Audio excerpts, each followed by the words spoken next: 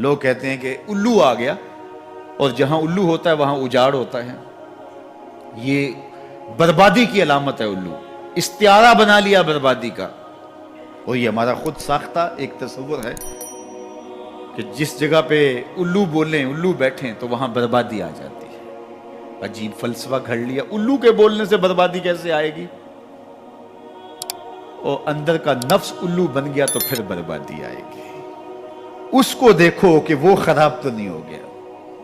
میں کہتا ہوں ایک گھر میں صبح کا آغاز سجدوں سے ہوتا ہے، پھر سورہ یاسین کی تلاوت کی جاتی ہے.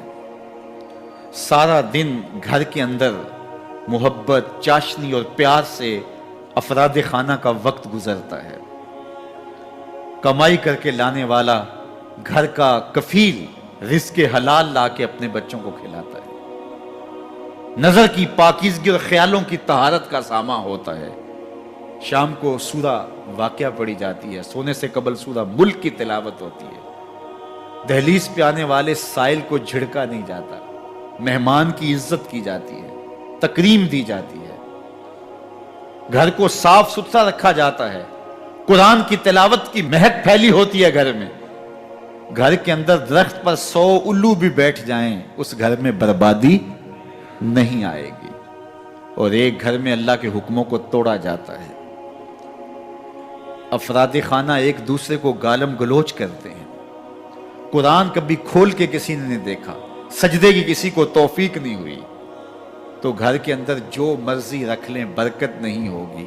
میاں یہ تو تمہارے اعمال کا نتیجہ تھا، لیکن تم نے لگا دیا الو کے کھاتے کہ الو بیٹھ گیا، یہ سب کچھ بربادی ہوئی. تم نے وعدے توڑے، تم نے لوگوں کو 2 نمبر مال دیا، اس لیے تمہاری فیکٹری برباد ہوئی، اس لیے تمہاری دکان نہیں چل رہی. کہ تم کہتے کچھ ہو دیتے کچھ ہو. ایک مرتبہ جو دھوکہ کھاتا ہے وہ دوبارہ تمہاری دکان پہ نہیں آتا. یہ الو کا کام نہیں ہے، یہ تمہارے نفس کے الو کا کام ہے. لیکن تم نے الو پہ مڑ کے کسی منحوسہ، یہ فلاں منحوسہ ہماری دکان پہ آئی صبح، آج سارا دن گاہک ہی نہیں آیا. کیا فلسفہ تم نے تراشا؟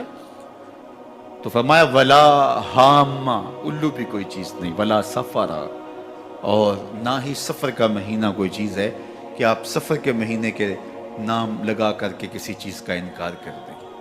یہ اللہ کی طرف سے ہے جو تمہیں نصیب ہوتا ہے. وَإِن يَمْسَسْكَ اللَّهُ بِضُرٍّ فَلَا كَاشِفَ لَهُ إِلَّا هُوَ. اللہ تعالیٰ تمہیں کوئی نقصان پہنچانا چاہے تو کوئی اس نقصان کو دور نہیں کر سکتا سوائے اللہ. اور اگر اللہ تمہیں کوئی بھلائی دینا چاہے، تمہیں بہتری عطا کرنا چاہے، فَلَا رَادَّ لِفَضْلِهِ، اللہ کے فضل کو کوئی واپس بھی نہیں کر سکتا، لٹا بھی نہیں سکتا. اللہ کے فضل کو کوئی ٹال بھی نہیں سکتا. سارا زمانہ لگ جائے کسی شخص کو نقصان پہنچانے کے لیے، لیکن اللہ کی نصرت اسے نصیب ہو، کوئی بال بھی بیکا نہیں کر سکتا.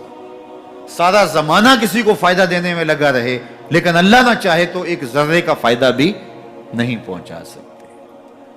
ایسا ہوتا ہے نا کہ مریض بہت دولت مند ہے اور اعلیٰ سے اعلیٰ علاج گاہ میں اس کو پہنچا دیا گیا.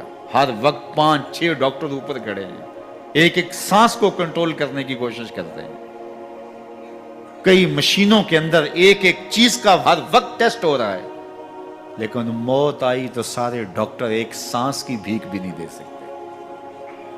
اور دوسرا بیمار پڑا ہے، ہاسپٹل والوں نے بھی جواب دے دیا، اس غریب کو کسی پرواہ نہیں کی ہے، اس کو باہر جھاڑے میں پھینک دیا. میرا مالک شفا دینا چاہے تو اسے عطا کر دے. شفا اللہ کے پاس ہے، موت اللہ کے پاس ہے، زندگی اللہ کے پاس ہے، خیر اللہ کے پاس ہے. وہ جس کو جو چاہے عطا کرے. اپنے عقیدوں کو مضبوط کرو، اللہ پر توکل کرو، اللہ پر بھروسہ کرو. وہ چاہے تو ہوتا ہے، وہ نہ چاہے تو کچھ نہیں ہوتا. اس کے چاہنے سے ہے اور اس کے نہ چاہنے سے نہیں ہے.